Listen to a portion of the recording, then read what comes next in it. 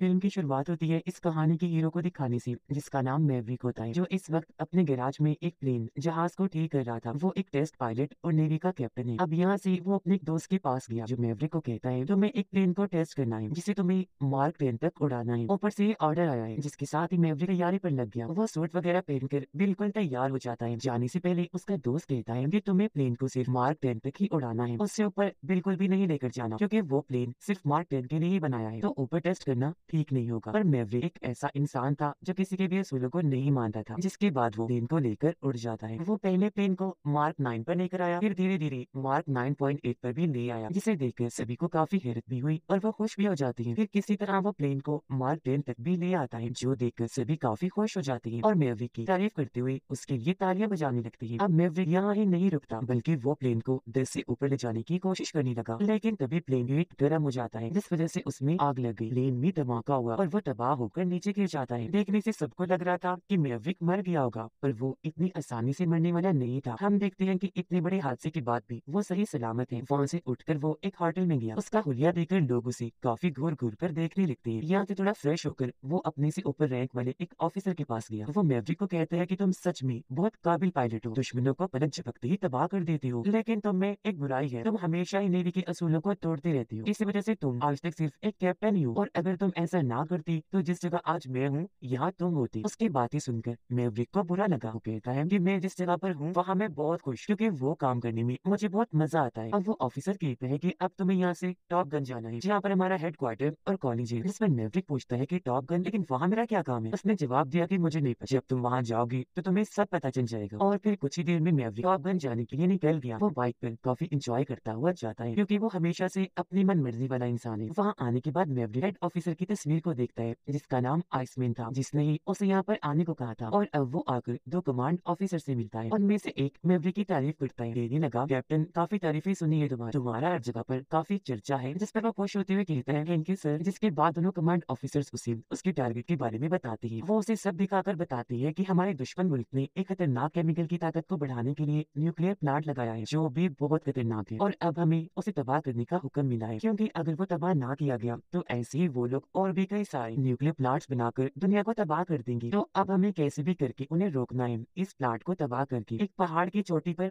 एक वैली घाटी बनी हुई है, जहाँ उस जैसी कई सारी घाटियां हैं। वहाँ पर नीचे की साइड पर एक अंडरग्राउंड बंकर है, और ये न्यूक्लियर प्लांट वहीं पर बनाया गया है। खौफनाक बात ये है कि वहाँ पर जीपीएस भी काम नहीं करती, जो हमें किसी जगह की लोकेशन बताती है। साथ ही वहाँ दुश्मनों के कई सारे मिसाइल्स हैं। वो जैसे किसी अनजान प्लेन को वहाँ देखती है, फौरन शूट करके उन्हें मार गिराती है। और तो और उनके पास 5th जनरेशन की, यानी कि इस वक्त की काफी एडवांस्ड फाइटर जेट तैयारी है, जो बहुत ही ताकतवर, और उनका भी साथ देने के लिए वहाँ कुछ प्लेयर्स को भी रखा गया है। ये सारी बातें सुनकर मैवरिक कहता है कि बाकी बातें अलग है, लेकिन अगर वहाँ पर ये जीपीएस वाला मसला ना होता तो ये मिशन आसान होता, और अगर बाकी तमाम बातें भी देखी जाए तो ये मिशन आसान नहीं है। मिशन को पूरा करने के लिए हमें 4 प्लेन्स को एक साथ उस घाटी के बीच में उतारना है, लेकिन जैसा कि आप बता रहे हैं कि वहाँ मिसाइल्स हैं, एडवांस्ड प्लेन्स हैं, तो ये मिशन काफी मुश्किल लग रहा है, क्योंकि उनसे भी तो बचना है ना। जिस पर एक कमांड ऑफिसर कहती है पर है तो मुमकिन ना। मैवरिक पूछता है अच्छा ये बताएं कि ये मिशन शुरू कब करना है, यानी कि प्लांट को कब चलाया जाएगा? जिस पर ऑफिसर्स जवाब देते हैं कि ये कोई 3 हफ्ते या फिर इससे भी कम। मैवरिक कहता है कि एक प्लेन तो मैं उड़ालूंगा, पर बाकी के 3 कौन उड़ाएगा? जिस पर एक कमांड ऑफिसर कहते हैं शायद आप गलत समझ गए हैं कैप्टन, हमने आपको मिशन पर भेजने के लिए यहाँ नहीं बुलाया, बल्कि आप यहाँ पर एक इंस्ट्रक्टर के तौर पर काम करोगी। आप सबसे बेहतरीन पायलट्स को चुनकर उन्हें ट्रेनिंग देकर सिखाओगी कि इस मिशन में कामयाबी कैसे मिल सकती है, इसे पूरा कैसे करना है। जो सुनकर मैवरिक काफी सोच में पड़ जाता है। कमांड ऑफिसर कहता है कि हमने टॉप गन के 12 बेहतरीन ग्रेजुएट यानी नए बनने वाले पायलट्स को वापस यहाँ बुलवाया है, जिनमें से आपको 6 पायलट्स इस मिशन के लिए चुनने हैं। अब मैवरिक ग्रेजुएट्स की लिस्ट देखता है, जिनमें लेफ्टिनेंट ब्रैडली भी शामिल था। उसे देखकर मैवरिक सोच में पड़ गया। कमांड ऑफिसर पूछते हैं मैवरिक क्या सोच रही है? वो जवाब देता है सर वही सोच रहा हूँ जो आप सोच रही है। असल में मैवरिक ये सोच रहा था कि ये लोग क्यों ब्रैडली को इस मिशन के लिए ले जा रहे हैं, क्योंकि ब्रैडली के डैड भी एक पायलट थे, जो पहले मैवरिक के साथ ही प्लेन को चलाया करती थी, उड़ान भरती थी, पर एक हादसे में उनकी मौत हो गई। मैवरिक समेत सबको लगता है कि उसकी मौत का जिम्मेदार मैवरिक है, तो वो सोच रहा था कि इस बात को लेकर ब्रैडली आज भी मुझसे नाराज होगा। कमांड ऑफिसर कहते हैं जानते हो तुम्हें यहाँ तुम्हारी काबिलियत की वजह से बुलाया गया। आइसमैन ने कहा था कि तुम इतनी ज़हीन पायलट हो कि हमारे पायलट्स को भी अच्छे से ट्रेन कर सकते हो, और नेवी को ऐसी ऐसी चीजें सिखा सकते हो जो चीजें आज तक कोई भी नहीं सिखा सका। ये बातें सुनने के बाद मैवरिक वहाँ से एक बार में गया। वो आइसमैन को मैसेज करता है सर ये जो ग्रेजुएट्स हैं यानी कि ये बच्चे अभी इस मिशन के लिए तैयार नहीं, मतलब अभी ये इतनी मुश्किल मिशन के काबिल नहीं है। जिस पर आइसमैन जवाब देते हैं जानता हूँ मैवरिक ये अभी इसके लिए तैयार नहीं है, इसीलिए तो तुम्हें यहाँ पर बुलाया गया है ताकि तुम इन्हें अच्छे से ट्रेन करके सब सिखा सको। जिसके अगले दिन वो सारे ग्रेजुएट्स अपने सर मैवरिक की क्लास में आ जाते हैं। यहाँ सबसे पहले कमांड ऑफिसर आए, उन सबसे कहते हैं कि आप लोगों को खास एक मिशन के लिए यहाँ पर बुलाया गया है, पर इस मिशन में सिर्फ 6 लोग ही पहले जाएंगे, जबकि बाकी 6 को यहाँ रखा जाएगा जो बैकअप में इमरजेंसी में काम आ सकते हैं। जिसके बाद वहाँ पर मैवरिक आ जाता है जो अब से इनका ट्रेनिंग टीचर होगा, लेकिन उसे देखकर कोई भी खुश नहीं था, बल्कि वो मुंह बनाने लगते हैं क्योंकि वो भी ये जानते हैं कि मैवरिक हमेशा से नेवी के असूलों को तोड़ता आया है, तो कोई भी ना उसे अच्छा समझता है ना ही ठीक से उससे बात की जाती है। अब मैवरिक अपनी क्लास देना शुरू करता है। वो बच्चों को नेवी की किताबें दिखाकर कहता है कि तुमने इन किताबों को तो अच्छे से रटा होगा, है ना? जो कहकर उसने किताबें एक डब्बे में डाल दी, ये कहकर कि इन्हीं दुश्मनों ने भी रटा होगा, पर आज हमें इस मिशन को पूरा करने के लिए किताबें याद नहीं करनी, बल्कि इसके लिए तुम सबको बहुत प्रैक्टिस की जरूरत है, जो तुम्हें मैं करवाऊंगा। पर उससे पहले मैं तुम सबकी काबिलियत को परखना चाहता हूँ कि तुम कितने अच्छे पायलट्स हो। जो कहकर उसने सभी पायलट्स को अपने अपने प्लेन में बिठा दिया। वो खुद भी बैठा और वो उन्हें उड़ते उड़ते कहता है कि आज हम लड़ाई का छोटा सा खेल खेलेंगे, जिसमें हमें बिना शूट किए एक दूसरे से लड़ना है। जो अभी इस लड़ाई में हारेगा उसे नीचे जाकर 200 पुशअप्स लगाने होंगे। क्योंकि ये चैलेंज सभी ग्रेजुएट्स को काफी अच्छा लगा, इसीलिए वो खुशी खुशी इसे कबूल कर लेते हैं। अब जैसे सब उड़ने लगे, मैवरिक एक के बाद एक उन सबको हरा देता है और वो नीचे आकर पुशअप्स लगाने लगते हैं। सबसे आखिर में उसने ब्रैडली को भी हरा दिया। अब वो काफी गुस्से में था, एक के बाद एक पुशअप लगाता ही जाता है, रुकने का नाम ही नहीं ले रहा था। जो देखकर उसके साथी आकर ब्रैडली को कहती है कि तुम इतने गुस्से में क्यों हो? इसलिए ये मैवरिक से हार गई, वो हमसे सीनियर और बहुत बड़ा पायलट है। ब्रैडली जवाब देता है कि मुझे इस बात से गुस्सा नहीं है कि हम उससे हार गए, बल्कि 1 साल पहले उसने मेरी अकेडमी का फॉर्म पेपर यानी दाखिला रुकवा दिया था, इसी वजह से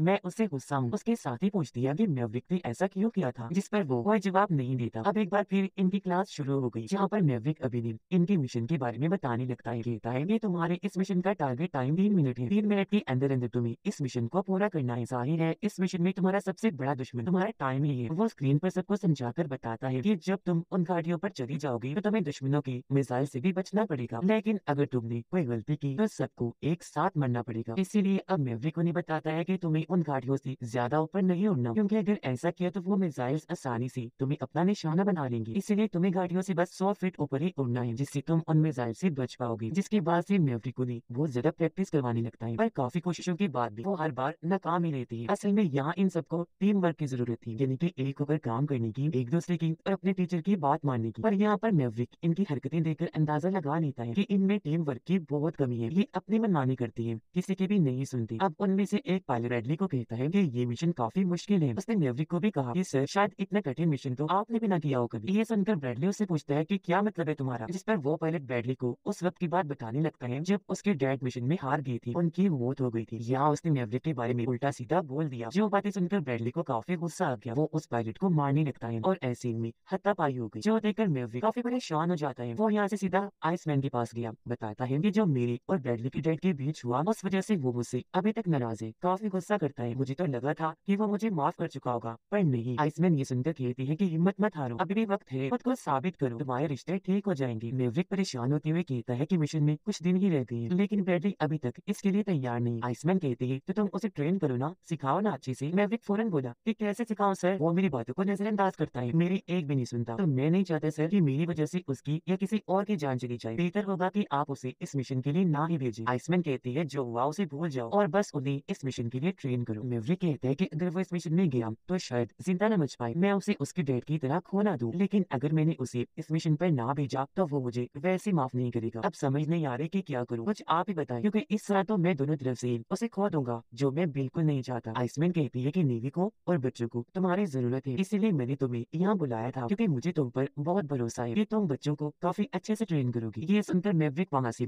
वापस बच्चों के पास आ गया, उन्हें ट्रेन करने लगता है। वो कहता है कि हमें टीम वर्क की जरूरत है, क्योंकि तभी हम अपने चारों प्लेन्स को एक साथ दुश्मन की घाटी पर उतारेंगे। वहाँ हमें एक दूसरे पर भरोसा करना होगा, जो इस मिशन की कामयाबी और हमारे जिंदा रहने के लिए बहुत जरूरी है। फिर वो स्क्रीन पर दिखाकर बताने लगा कि जानते हो हमारा टारगेट 2 पहाड़ियों के बीच में है, जैसे वहाँ से आप आगे बढ़ोगे तब उल्टा होकर आपको वहाँ खड़ी घाटी में जाना है। इससे ये होगा कि आप बहुत ही कम टाइम में अपने टारगेट तक पहुँच जाओगे, जहाँ जाकर फिर आप आसानी से हमला करने की पोजीशन में होगी। और आपको जिस टारगेट पर निशाना लगाना है वो सिर्फ 3 मीटर ही चौड़ा है, यानी उसका साइज इतना बड़ा नहीं है। अब पहले 2 प्लेन्स अपने ताकतवर बॉम्ब से टारगेट पर निशाना लगाकर हमला करेंगे, जिसके बाद बाकी के 2 प्लेन्स को भी हमला करने का मौका मिलेगा। वो जब वार करेंगे तो टारगेट हमारा पूरा तबाह हो जाएगा, जिससे यहाँ हमारी बहुत बड़ी कामयाबी हो जाएगी। लेकिन हाँ, वो ध्यान रखने की जरूरत होगी, अगर किसी टीम ने अपना निशाना मिस कर दिया तो हमारा ये मिशन फेल हो जाएगा। हम न कामयाब हो जाएंगे, जिसके बाद वहाँ से निकलने के लिए आपको ऊंचाई पर काफी स्पीड से जाना होगा। तुम्हें बहुत ऊपर जाना है ताकि तुम उन पहाड़ियों से बच सको। ये चीज करते वक्त तुम्हारा वजन 1000 किलो तक भारी हो जाएगा। यहाँ पहुंचकर तुम्हारे गुर्दे, फेफड़े, दिमाग काम करना बंद करेंगे। तो तब तुम्हें हिम्मत से काम लेना होगा। जब तुम वहाँ से निकल जाओगे तो आगे तुम्हारा सामना होगा दुश्मनों की मिसाइल से, जो इतने तेज है कि सेकंड में ही तुम पर वार करके तुम्हारी जान ले ले। पर वहाँ तुम्हें काबिलियत दिखानी है कि तुम उन मिसाइल से कैसे बचते हो। जिसके बाद मैवरिक उन्हें प्रैक्टिस करवाने लगता है जैसे जैसे उसने कहा। हालांकि सब वैसे करते हैं लेकिन फिर भी बार बार अपने निशाने को मिस करती रहती है। निशाना बार बार चूक रहा था। इसी बीच एक पायलट जब उस घाटी पर पहुंच जाता तो वो वहाँ जाकर बेहोश हो जाता है। उसका प्लेन तेजी से नीचे आने लगा। प्लेन जमीन से टकराकर तबाह होने ही वाला था कि एन वक्त पर उसकी आंख खुल गई। वो जल्दी से प्लेन को संभालता है और उसे उसने तबाह होने से बचा लिया। अब ब्रैडली के साथी के प्लेन में भी आग लग गई। हालांकि आग बुझाने की वो बहुत कोशिश करती है पर आग बुझने की बजाय और बढ़ती रहती है, जो देखकर वो पायलट लड़की और उसका दूसरा साथी पैराशूट की मदद से उतर जाती है। जबकि प्लेन में धमाका हुआ और वो नीचे गिरकर तबाह हो जाता है। पर इस हादसे में वो दोनों साथी भी काफी जख्मी हो गए। उनकी वजह से ब्रैडली एक जगह पर उदास बैठा हुआ था। उसे परेशान देखकर मैवरिक उसे समझाता है कि वो दोनों हॉस्पिटल में हैं और कल तक ठीक होकर वापस आ जाएंगे। यहाँ ब्रैडली कहता है कि आज तक मैं विंग कमांडर नहीं बना। विंग कमांडर जो अपने कैप्टन का सबसे करीबी साथी होता है। जो सुनकर मैवरिक कहता है कि अगर तुम और ऊंची उड़ान भरती रही तो देखना एक दिन बन जाओगी। ये सुनकर ब्रैडली को गुस्सा आ गया। वो कहता है कि उड़ान भरने की बात आप आसानी से कह सकते हैं सर, क्योंकि आपके आगे पीछे तो कोई होने वाला नहीं है ना। पर मेरी बीवी और बच्चे हैं। अगर उड़ान भरने की वजह से मैं मारा गया तो उनका क्या होगा। उसे ऐसे भड़का हुआ देखकर मैवरिक कहते हैं कि अभी तुम जाकर आराम करो, हम कल मिलते हैं। ये सुनकर ब्रैडली को और गुस्सा आ गया। वो कहता है कि आपने एकेडमी में मेरा एडमिशन क्यों रुकवाया था, मेरे कैरियर में आप रुकावट क्यों बनी। मैवरिक ने जवाब दिया,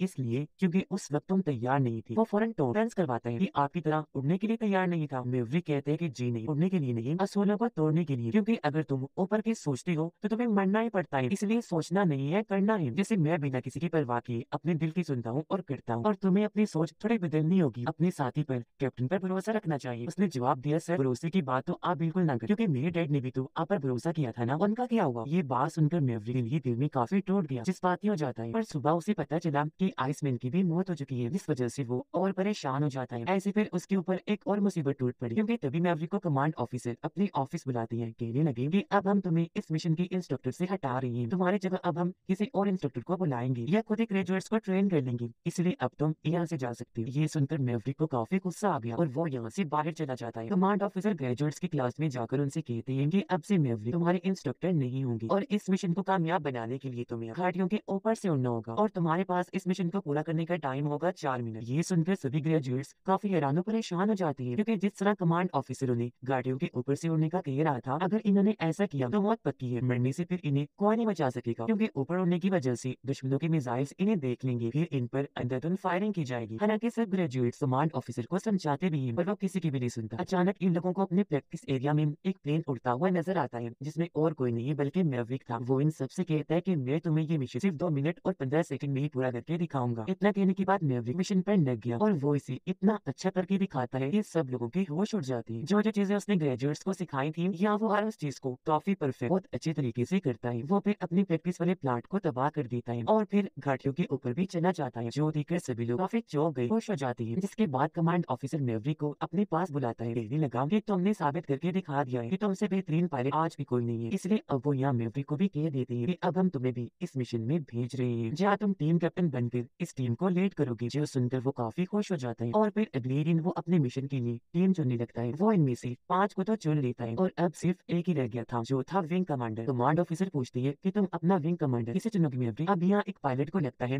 कि मैं चुना जाऊंगा, लेकिन उसकी बजाय मैवरिक ब्रैडली को विंग कमांडर चुनता है और अब अपना नाम सुनकर ब्रैडली काफी हैरान रह गया, गहरी सोच में पड़ जाता है। अगले दिन जब ये मिशन के लिए निकल रही थी तो यहाँ पहली बार ब्रैडली मैवरिक से बात करने जाता है और उसकी हिम्मत ही नहीं हुई, वो बात कर ही नहीं पाता। तो यहाँ मैवरिक खुद से बात कर लेता है। कहने लगा कि मुझे तुम पर उम्मीद है, ये मिशन तुम कर सकती हो। जो सुनकर ब्रैडली अपने प्लेन में बैठ गया, जबकि मैवरिक अपने में जाकर बैठ जाता है और अगले ही पल ये लोग अपने मिशन पर निकल गए, अपने अपने प्लेस लेकर उड़ जाते हैं। ये जब दुश्मनों के एरिया में दाखिल हुए तो इन्हें पता चला कि ये मिशन जितना मुश्किल लग रहा था उससे भी कई ज्यादा खतरनाक है, क्योंकि ये लोग जिन घाटियों के बीच उड़ रहे थे उनके ऊपर दुश्मन की फाइटर जेट निगरानी कर रही थी, और वो भी 5th जनरेशन वाली एडवांस जेट। साथ ही वहाँ पर मिसाइल्स भी थी, जिन्हें देखकर ब्रैडली काफी डर गया, इसलिए अपने बाकी प्लेन से वो पीछे रह जाता है। ये देखकर मैवरिक उसे कहता है कि ब्रैडली अब तुम्हें बताना होगा कि तुम कौन हो और क्या कर सकते हो। जो सुनकर ब्रैडली को हिम्मत मिली और अब वो भी काफी स्पीड से अपने प्लेन को उड़ाने लगता है। अब मैवरिक पहली घाटी को पार करके अपने टारगेट पर निशाना लगाता है और अपने अक्लमंदी तेजी से उसे तबाह कर देता है, जो देखकर दोनों कमांड ऑफिसर्स काफी खुश हो जाते हैं। अब ब्रैडली भी अपने टारगेट पर निशाना लगाकर उसे तबाह कर देता है। फिर वो भी दूसरी गाड़ी पर जाने लगता है, लेकिन इस बीच इन्हें दुश्मनों की मिसाइल्स देख चुकी थी और वो अब इन पर अंधाधुंध हमला करना शुरू कर देती है। अब मैवरिक ब्रैडली से कहता है कि हमें एक साथ मिलकर दुश्मनों की मिसाइल्स पर हमला करना होगा। तब ये लोग ऐसे करते हैं, मिलकर इन्होंने दुश्मनों के मिसाइल्स पर हमले कर दिए, लेकिन इस बीच एक मिसाइल ब्रैडली के प्लेन के पीछे पड़ जाता है, जो देखकर अपनी जान पर खेलकर मैवरिक उस मिसाइल के सामने आ जाता है। अब वो मिसाइल जैसे मैवरिक के प्लेन से टकराया, उसके प्लेन में आग लग गई। प्लेन तबाह होकर एक जगह पर जाकर गिर जाता है, जिससे सबको यही लगने लगता है कि मैवरिक की मौत हो गई है। इसलिए कमांड ऑफिसर उनको फौरन वापस आने का कहती है, लेकिन ब्रैडली को लगता है कि मैवरिक अभी भी जिंदा है। इसलिए वो अपनी टीम और कमांड ऑफिसर को कहता है कि मैं मैवरिक को ढूंढने जा रहा हूँ और जब तक वो मुझे नहीं मिल जाता मैं वापस नहीं आऊंगा। ये सुनकर कमांड ऑफिसर काफी परेशान हो जाती है, क्योंकि वो नहीं चाहती थी कि मैवरिक की साथ अब और कोई मारा जाए। अब मैवरिक को दिखाया गया जो अभी तक जिंदा था, वो दुश्मनों के इलाके में बर्फ में बस बेहोश पड़ा था और अब जाकर उसे होश आती है। लेकिन तभी यहाँ दुश्मनों का एक प्लेन उसे देख चुका था, जो उस पर अंधाधुंध फायरिंग करने लगती है। उनसे बचने के लिए मैवरिक भागा। वो एक टूटे हुए पेड़ के पीछे जाकर छुप जाता है, लेकिन यहाँ भी दुश्मन उसका पीछे नहीं छोड़ते। अंधाधुंध उस पर गोलीबारी की जा रही थी। इतनी ही देर में यहाँ ब्रैडली अपने प्लेन के साथ आ गया। वो दुश्मनों के प्लेन को तबाह कर देता है, लेकिन इस वजह से उसका अपना प्लेन भी तबाह हो गया। पर वो खुद ठीक वक्त पर पैराशूट की मदद से नीचे आ जाता है। अब मैवरिक भागकर उसके पास गया, कहता है कि तुम यहाँ पर क्यों आए, तुम्हें अपनी जान को खतरे में नहीं डालना चाहिए था। जिस पर ब्रैडली कहता है कि आपने भी तो अपनी जान पर खेलकर मुझे बचाया था ना, तो ये मेरा फर्ज बनता था कि मैं भी आपको बचाने के लिए लाजमी आऊँ। जिसके बाद ये दोनों आगे बढ़े, एक जगह छुपकर दुश्मनों के प्लेन्स वाले एरिया को देखने लगते हैं, जहाँ इन्हें दुश्मनों का